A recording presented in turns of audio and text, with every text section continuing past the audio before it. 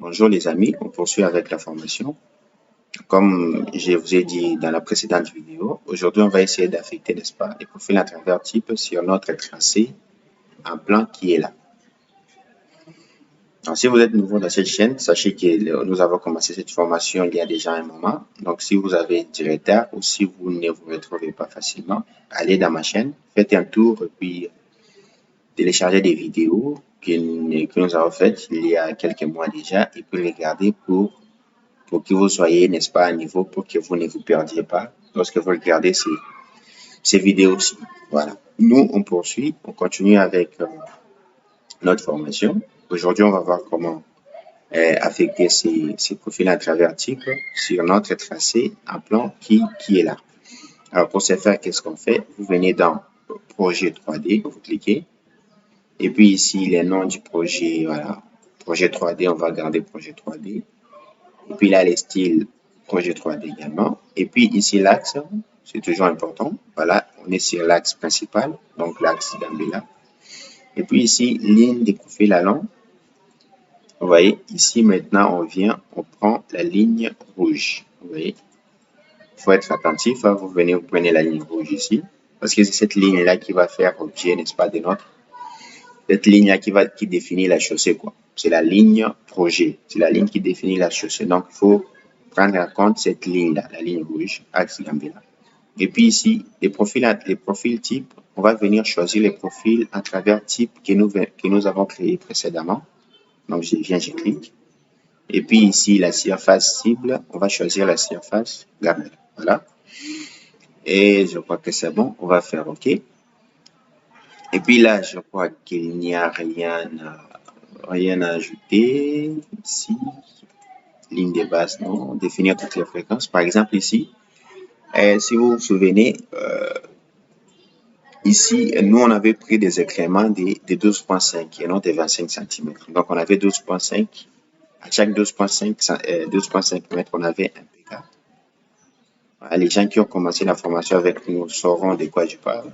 À chaque 12 mètres 50, nous avions un PK. Voilà, on va essayer de modifier ça et puis on va faire OK. Et puis, on va appliquer. On va recréer les projets 3D. On clique. Voilà, erreur, qu'est-ce que ça dit? Impossible de trouver l'intersection. Voilà, on va faire OK. Voilà, c'est pas grave, on fait OK. Voilà, on vient voir maintenant qu'est-ce que nous avons. Vous voyez, le logiciel a quelque peu affecté, n'est-ce pas, affecté notre profil à travers type le long de notre tracé. Voilà. C'est un peu ça.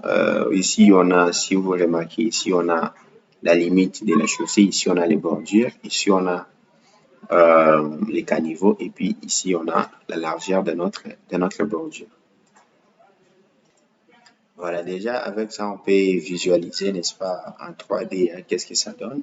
Voilà, on sélectionne notre projet 3D. Et puis, on vient dans projet 3D. On clique ici, on déroule. Et puis, là, on fait un clic droit. On va dans visualisation 3D, on clique. Et puis, il nous demande de sélectionner un axe ou une ligne de profil. Alors, on peut faire un clic droit pour sélectionner un axe. Voilà, axe Gambela.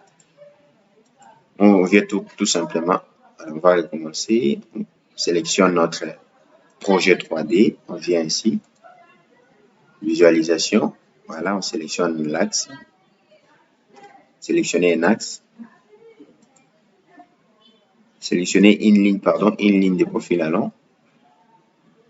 Ou appuyer sur Enter pour sélectionner dans la liste. Donc, on clique sur Enter. On vient, on sélectionne la ligne rouge. Donc, on fait OK. Voilà. Et puis, on va cliquer sur Lecture. Voilà. Ça nous donne à peu près. Vous voyez ce que j'étais en train de vous dire. Les entrées en terre, ça nous donne les informations sur, n'est-ce pas, la terre qui se trouve tout autour de notre chaussée. Vous voyez ici, par exemple, à chaque 3 mètres, ça me donne, j'ai une idée de ce que sera ma route à 3 mètres de ma chaussée, quoi. Vous voyez ici, par exemple. Alors, je vais diminuer la vitesse. Je vais diminuer où? vitesse par exemple ici, je peux diminuer pour qu'on voie calmement ce que ça donne. Alors, on diminue encore, vous voyez. Par exemple, ici, où on avait la pente de 8%, vous voyez ça.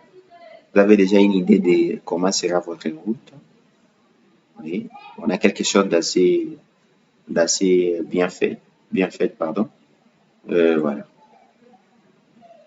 Voilà à peu près la visualisation en 3D de votre tracé, de votre projet 3D, pardon.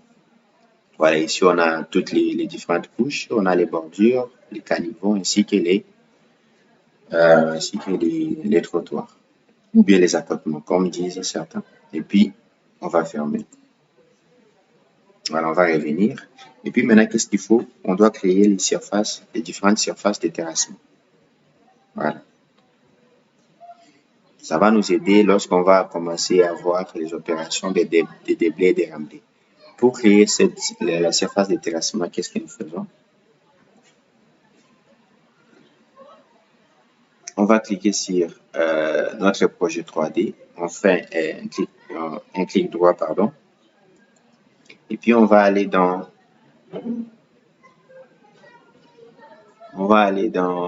paramètres, je vois pas, surface du projet 3D. Voilà, on va aller dans surface du projet 3D et puis on clique.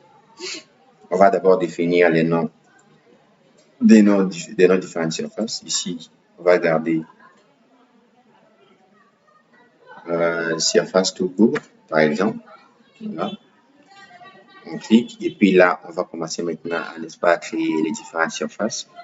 La première surface, on va la nommer sera comme la surface projet.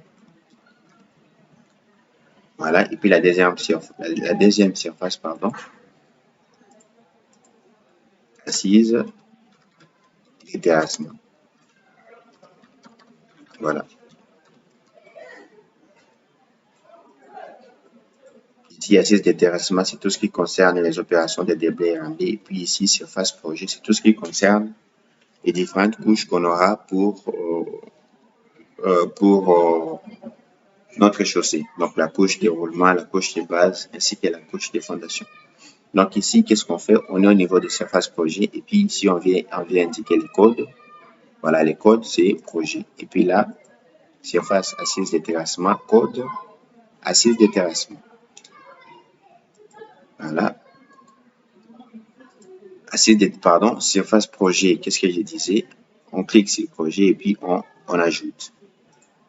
Surface assise de terrassement, on clique sur l'assise de terrassement et puis on ajoute.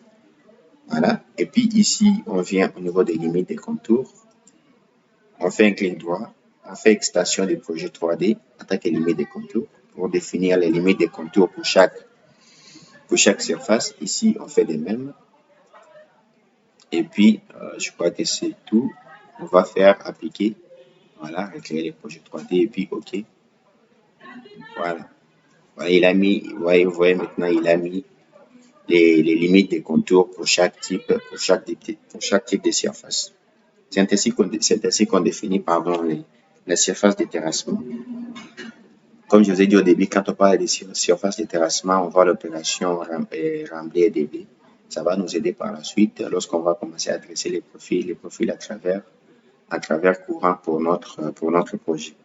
Alors, on va mettre un terme à cette vidéo. On va se retrouver un peu plus tard pour la suite de notre formation. Merci de nous avoir suivis et n'oubliez pas de vous abonner, de liker la vidéo, de laisser des commentaires et n'est-ce pas de partager aussi si ça vous plaît, de partager à d'autres amis qui ont, n'est-ce pas, des problèmes avec les logiciels et nous on se retrouve à la prochaine. Merci.